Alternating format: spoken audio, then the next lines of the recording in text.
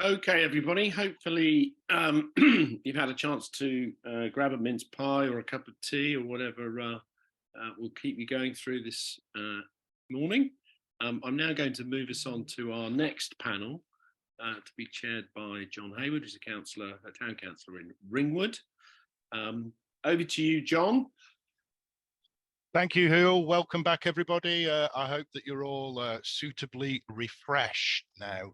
This session is the first of our two sessions that look at a fair and just country, and we look at this fair and just, but we look at this from the country part of Labour Coast and Country's focus. And I also want to draw out a little bit of a theme that we've also been developing before, and that is Labour is everywhere.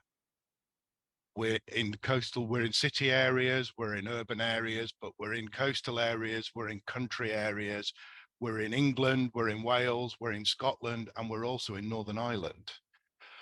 Just a little bit of a note on some of our guests here. Jim McMahon from the Oldham West MP. Unfortunately, he's not very well today, but we're going to start with a video for him.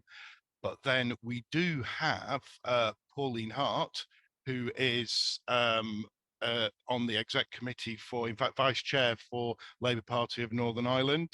We have Colin Smith, MSP, who is the shadow Scottish Cabinet Secretary for Net Zero, Energy, Transport and Rural Affairs. I hope I've got all of that right.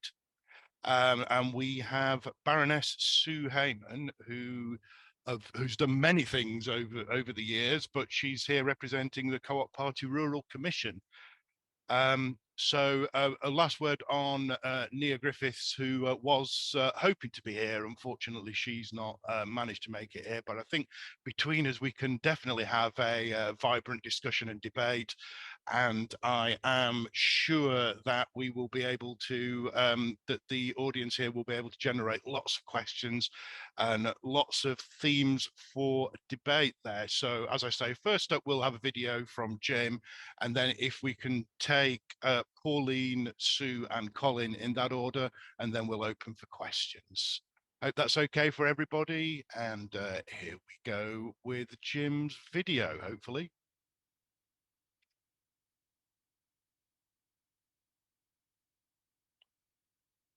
Can't hear any sound there.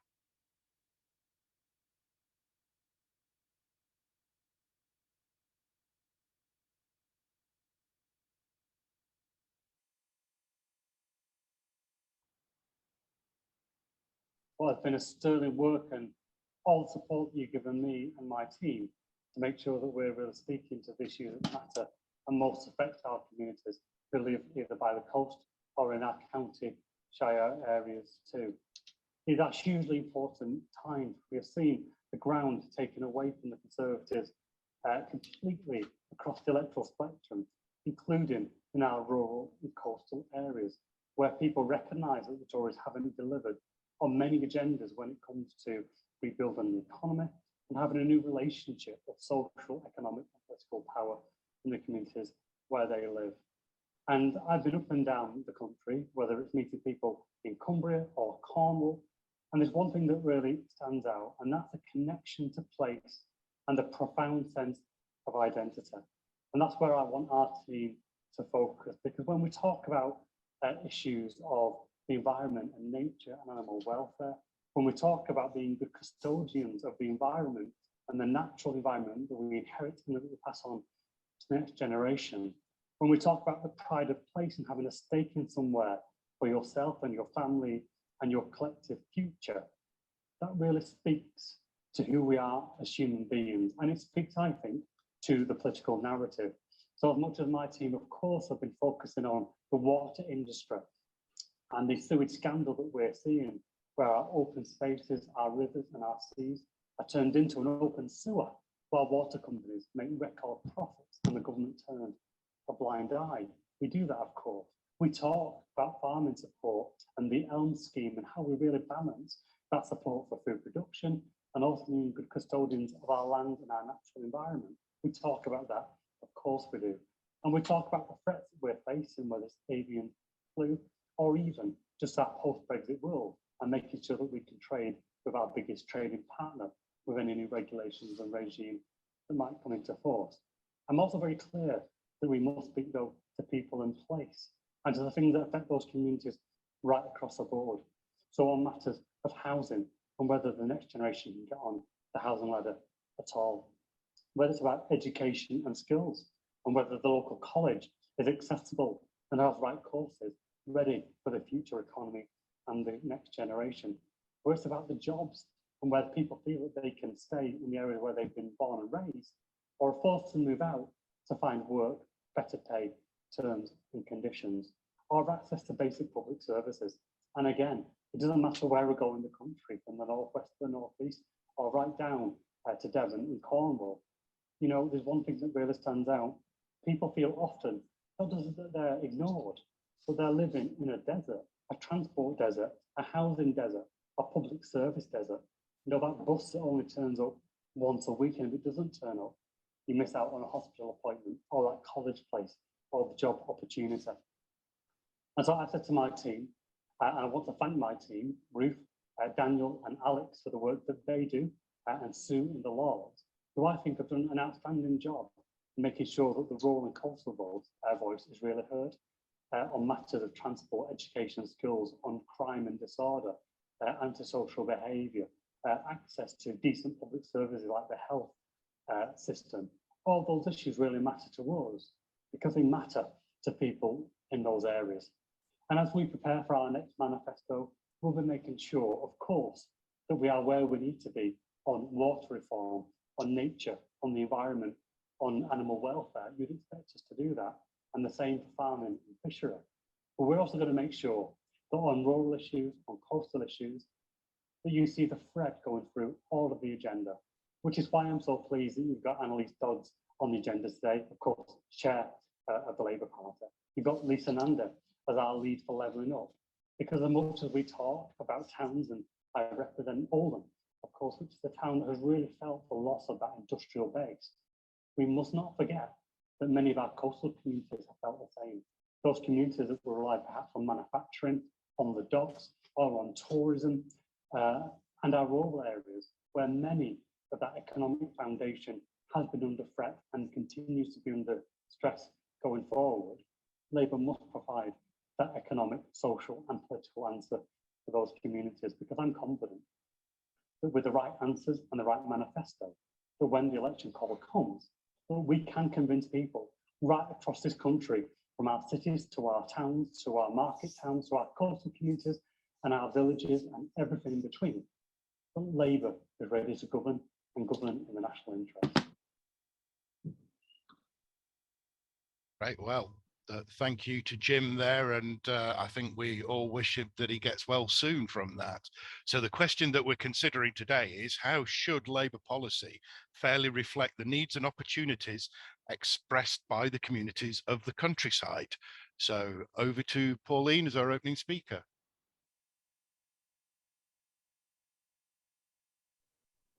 Hi, good morning, it's still morning, and thank you very much for inviting me along today to speak to you. Often in Northern Ireland we're excluded from UK-wide Labour events, so thank you. As you said, I'm from Labour Party Northern Ireland, or Northern Ireland CLP. Both titles are interchangeable. And we're 18 Westminster constituencies, that's 11 district councils, all tied up in one constituency Labour Party. And Labour does not stand candidates in Northern Ireland. I'm from a small constituency in rural Northern Ireland, near Newcastle in County Down, where the beautiful mountains of Mourne sweep down to the sea. It's a lovely place to be and a lovely place to live. And like many of you, I am a socialist, a social democrat and a feminist. And that's why I'm a member of not one, but two Labour parties. I'm a member of the Labour Party in GB or UK, and I'm also a member of the Irish Labour Party. I joined Labour because going to the polling booth for me is very frustrating. I get to choose between 5 or 6 flavours of Irish nationalism or 5 or 6 flavours of British nationalism. There are very little, or there are few parties who have a left agenda in Northern Ireland. Possibly sometimes in South Down, the Green Party stands, and so I get to vote for something that's not ideal, but is something which at least makes me feel like I've used my vote constructively. So for us, Labour policies which need to express the views and the needs of our countryside, our coastal and our rural communities. I suppose, like for many of you, it's housing, so second homes and housing lets or holiday lets, and larger retired populations, which are all kind of something that has been touched on here today. Digital reliability and equality, as well as infrastructure. Our roads here, especially in South Down, are not great. And rural healthcare and social care is something that we struggle with in Northern Ireland. I have to say, in a positive frame, that we've touched on transport, and transport in Northern Ireland is something which is probably a little bit better, because it's still, while not publicly owned, it's publicly funded and is not privatised. There are no shareholders, only stakeholders.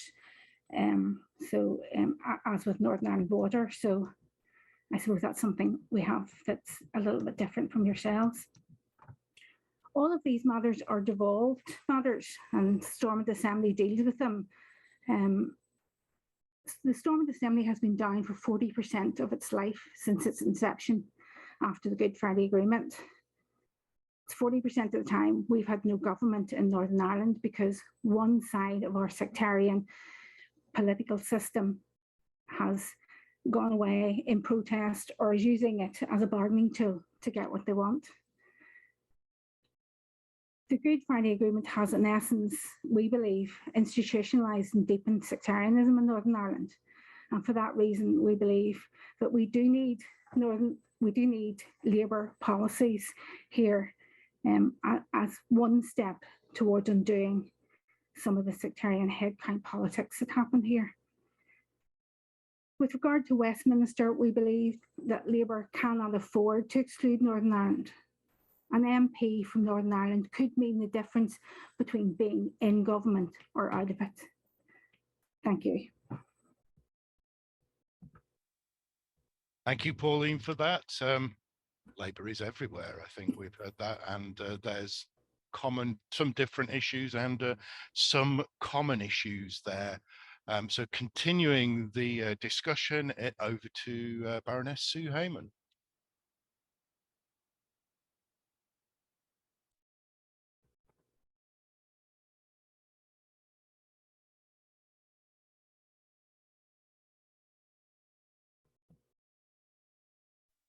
Have we got Sue there? I think we've possibly lost Sue there, so we might have to move on rapidly. Colin, I don't know if you're ready to pick up on your little speech here. Thank you. I certainly can, indeed, John. Thank you. The delights of rural broadband, I'm sure, playing havoc with Sue, but it's an absolute privilege to be here today, John. I suspect I might have one of the toughest gigs of the day in talking about not just how we connect with rural communities, but actually rural communities here in Scotland, a real double electoral challenge. But I suppose just as there isn't a path to a Labour government that doesn't go through rural Britain, there isn't a path to one that doesn't go through Scotland. We have just one Scottish Labour MP at the moment. We had 41 in 2010. And if you look at the many of the seats that we need to win back to deliver that Labour government, and we can win them back, East Lothian, Mid Lothian, Hamilton and Clyde Valley, many others, they all contain pretty sizable rural areas. But of course, our need to be a part of rural Scotland and rural Britain isn't just about winning elections. It goes to the very heart, I think, of our values as a party. Everyone on this call today knows that the inequalities, that the lack of opportunities are wider and often more prevalent in a rural communities such as the one that I have the privilege of representing. However, I think our response often is to argue that, well, look at our policies. They don't just benefit urban areas, but rural communities as well, or in fact, they have a bigger impact on rural communities. I think the minimum wage is a great example of that. And at the moment in Scotland, we're campaigning in support of a minimum wage of £15 per hour for care workers, because we know that will have a big impact in rural areas where the care crisis is frankly becoming the new pandemic and bringing the NHS to its knees with delayed discharge.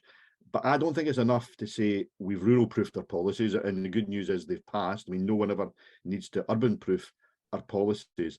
You know, in Scotland, we often talk about devolution being about Scottish solutions for Scottish problems. I think we need a bigger dose of rural solutions for rural problems, not just checking that our policies meet the rural proof target, but actually co-designing those policies with our rural communities, very much specifically for those rural areas. Let me give you just a couple of quick examples of that. I mean, I'm passionate about public transport, but we know that in rural areas, cars will always be a necessity for many people, not a luxury. So I suppose as we decarbonise transport, why don't we have a dedicated grant scheme for electric cars for those on low and middle incomes with a rural postcode? I mean, why is it that rural areas are always playing catch up with our cities? Broadband's a prime example of that. Why don't we have a rural first approach when it comes to, for example, our plans for major investment in energy efficiency, where there's always been a cost of living crisis in rural areas, and fuel poverty is sadly the norm. So let's have a rural first approach to that rollout. I mean, I don't think we can underestimate the challenge we face in overcoming the perceived distance that's grown up between Labour and the countryside. And maybe many people think that's an unfair perception, but it is one that does exist. So I suppose my message is part of the way to overcome that is ensuring that our policies don't just pass a rural proofing test, whether it's putting food and drink at the heart of our drive for economic growth or a local first approach to public procurement. We need to make sure our policies are actually those rural solutions for rural areas, and they're actually designed by the rural communities themselves. Thank you for that, Colin. And I think we obviously, when we started our conference today, we made insufficient offering to the capricious gods of rural broadband, but I think we've managed to sort those in the background. So Baroness Sue Heyman is here. So over to you, Sue. Yes, sorry about that. You must have thought I didn't want to talk to you after all. Perfect timing. Yeah, I mean, as John said in his introduction, I wear a number of hats. One thing that I'm working on at the moment is rural policy with the Co-op Party. So I'm a member of their Rural Commission, and we've been doing some research and consultation, talking to communities about what they want to see as a rural policy. But I'm also the DEFRA spokesperson, opposition spokesperson in the House of Lords. So again, I work on this policy there.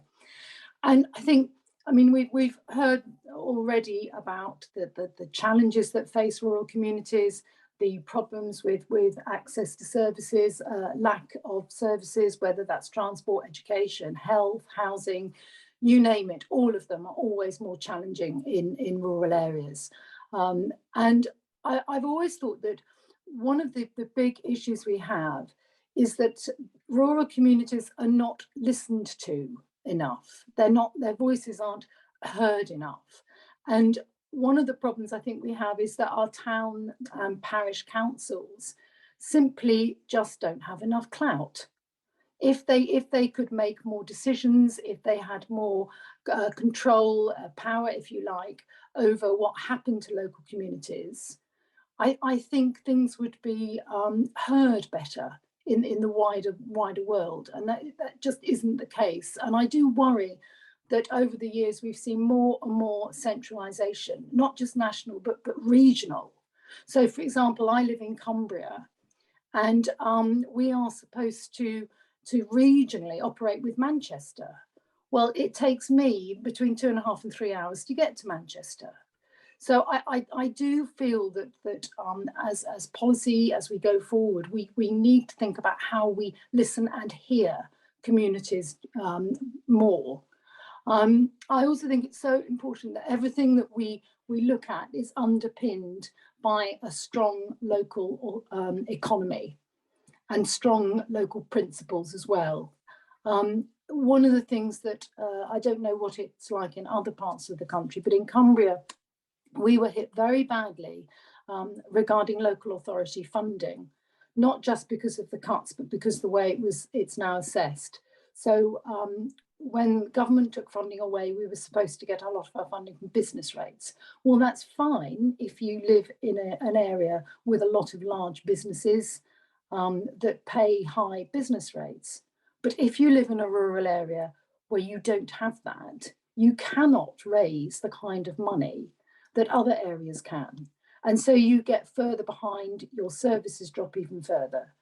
And we all know that it costs more to deliver services in rural areas where you have greater distances, you know, whether that's people travelling to get health services, whether it's social care, huge problem in rural areas, delivering social care effectively, for example. And the other issue is a lot of our trade here in Cumbria, and I guess in other parts of the country, whether it's Cornwall or West Wales, for example, is based around things like farming and tourism. And there is so much uncertainty in that. You know, the transition in the way farmers are being paid, the uncertainty around the new ELMS payments, the issues with tourism and not having sufficient people to come and work in it. And then issues around housing, which is a knock-on effect of tourism. Airbnb is having a huge impact on homes available to rent permanently, for example. So there are many issues, I think, that impact us in our rural communities that are perhaps not taken into account in London when wider policy is made. They don't think about how actually this might affect this particular area in a different way, perhaps a negative way. And which again comes back to why we need that strong local voice to be able to feed into policy decisions, not just in DEFRA, but right across the board. You know, what is this health policy going to do for rural areas? What is this education policy going to do with rural areas? Now, you may say that's rural proofing. I don't think rural proofing works. I think it's a nice phrase, but it doesn't happen, which brings me back again to that strong local voice. Great. Thank you very much for that, Sue. That definitely interesting. And of course, local voice is one of the things that we're particularly interested in here in Labour Coast and Country.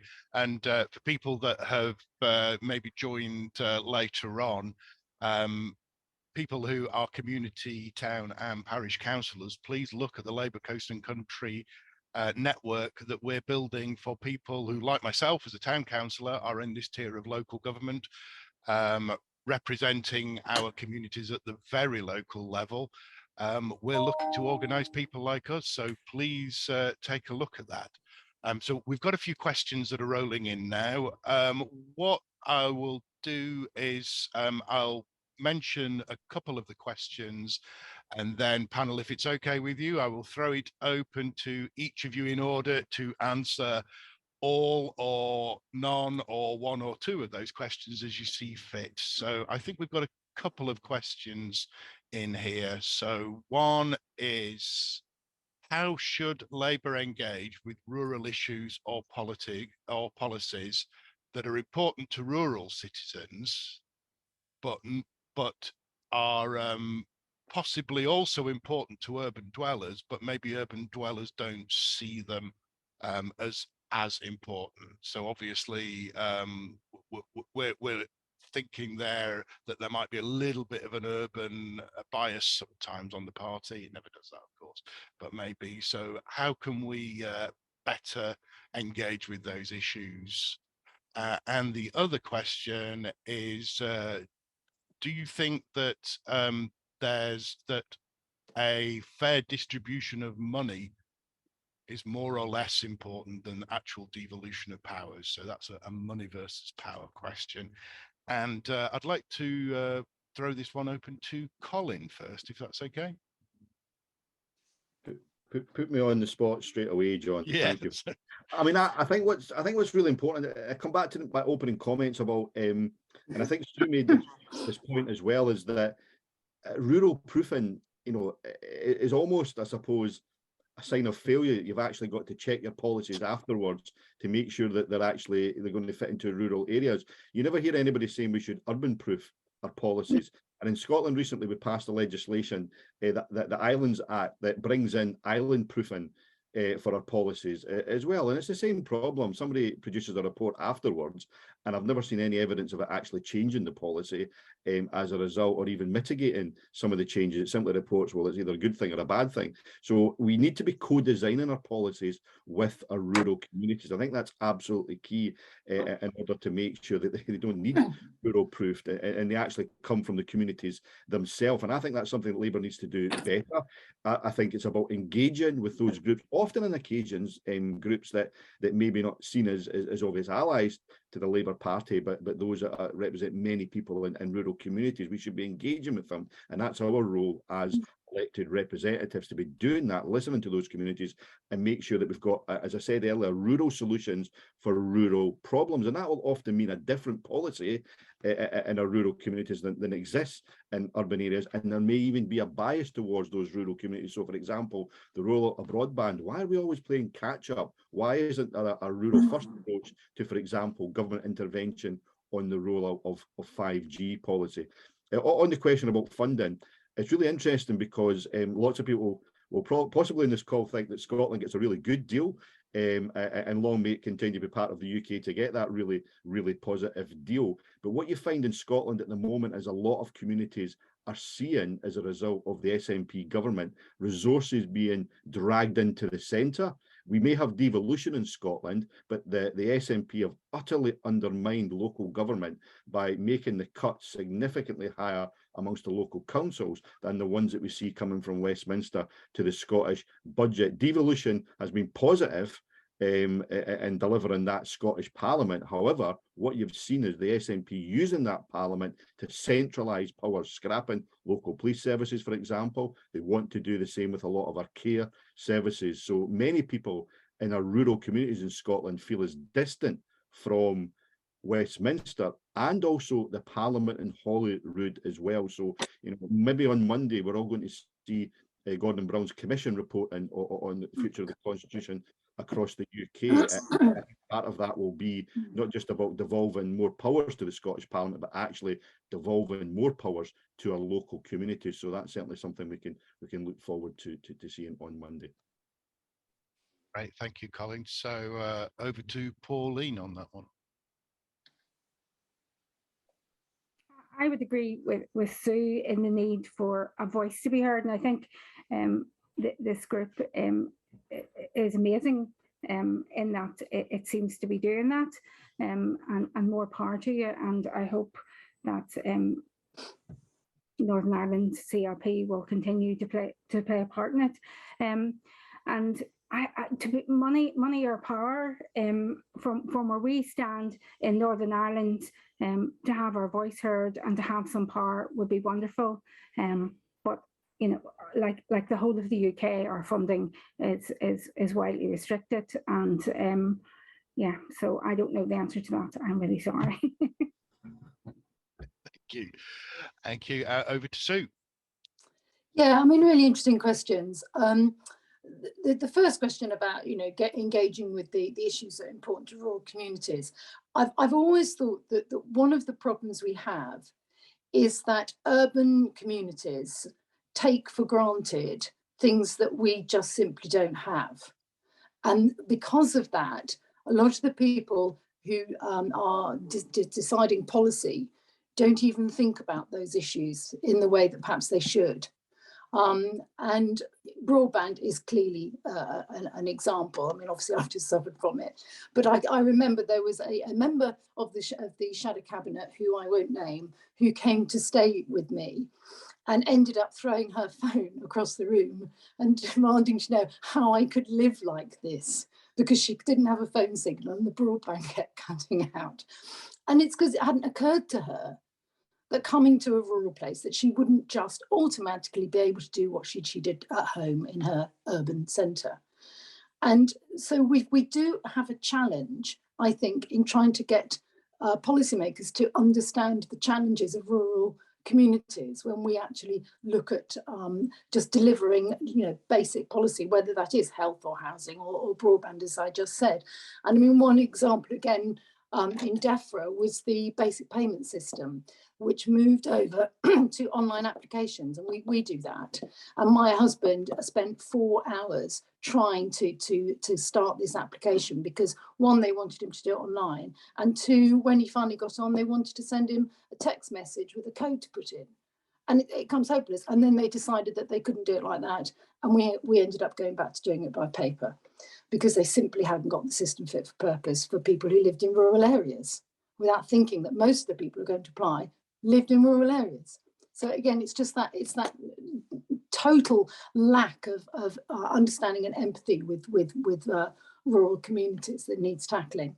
On the fair distribution rather than devolved power, I think they kind of go hand in hand in some ways. I mean, you know, your devolved power, whether that's down to parish level or regional level or however it is, with devolved power comes decision making, and with decision making, you can make sure you have better and fairer distribution. So to me, they kind of go hand in hand. Great. Thank you, Sue. Interesting. It's back straight to that local power question there, and that seems to come up quite a bit. But also focusing on getting policy right. We've got another question here, and I'd like to take this question, probably Pauline, Colin, and then Sue in that order. And this is the big question for Coast&Country, and one that we're always skirting around in our discussions internally and in conferences like this.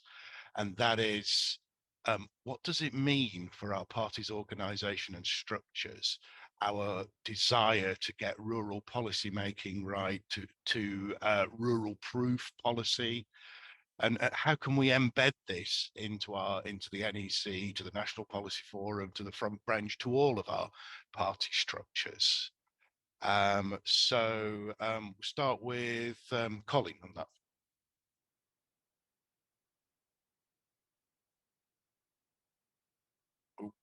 Are we having rural broadband gods again? I think you changed your order, John. Did I change my order? My mistake. Okay, That's so right. let's go to Pauline first then.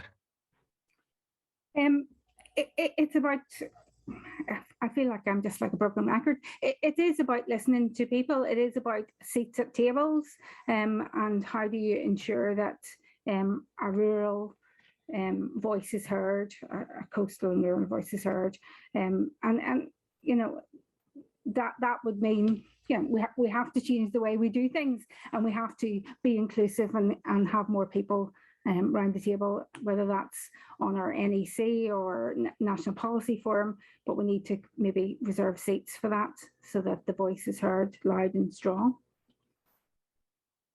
Great, thank you, Pauline. So I'll get the order right this time. Over to Colin. It's a great question, John, and it's a big challenge. I think there's several things I would say. I think, first of all, those of us that have the privilege of representing rural areas have a job of work to do as well. And often when I meet, whether it's National Farmers Union, Scottish Fishermen's Federation, I often make the point to them that you're kind of preaching to the converted. I represent a rural area. What we need to do is get the message across to those who represent urban areas. It's not top of their agenda. They've got enough issues to deal with in their communities. How important rural communities are to the rest of the country, and many of those issues are absolutely crucial to the rest of the country. So when you think about food security, for example, that's going to come from our rural communities. When you think about where is our economic growth going to come in the years ahead, it's going to come from those green, renewable sector jobs, and very often those will be based in our rural communities. So the importance of our rural communities, I think, is likely to increase in the years ahead, and we need to make sure that they're at the heart of decisions that are being made as well. And I think there are practical things to do. For example, our Scottish Executive Committee representatives from CLPs, I know it's easier because we're smaller, but there is a geographical representation on our SEC. So for example, the south of Scotland is twinned with the Lothians, and we have 2 representatives from that area. Likewise, the Highlands and Islands in the northeast have 2 representatives as well. So you have that geographical spread on our Scottish Executive Committee, and I think that's something we need to look at when it comes to the NEC. But I do appreciate it's more challenging because it's a larger area to cover. But I think geographical representation is certainly one option. Thank you very much, Colin. And so perhaps to wind up this session, as well as to respond to that question, over to Sue. Thank you. Yeah, I mean, it's been really interesting. I mean, and really put an interesting comment, I thought, in the chat just now about maybe it's not just the policies themselves, it's the approach and the mechanisms of how they're applied. And I think that's absolutely hitting the nail on the head, because what works in an urban area, you know, isn't necessarily going to work. You know, that same approach isn't necessarily going to work in a rural area. So, as well as kind of getting the policy right, it is how then that is rolled out, if you like. But when we're looking at, as you say, about how you embed it in the party structures, I think one of the things that is really important, and that is strong, vibrant CLPs, local CLPs, and that membership, because it's the local membership that makes the difference to how the Labour Party is seen in that local area. And if you have a strong local CLP, you're more likely to have Labour representation at every single level within that rural community. And we know that if you get a town councillor and then a district councillor and so on, you're more likely to be able to ultimately get a Labour MP. Obviously, it doesn't work in every area, but it does make a difference. And then it makes a difference with that voice then being heard and embedded within the party, higher up the food chain, if you like. So when I was a Member of Parliament, I was one of the few really, really rural Members of Parliament back in 2015. There were a few.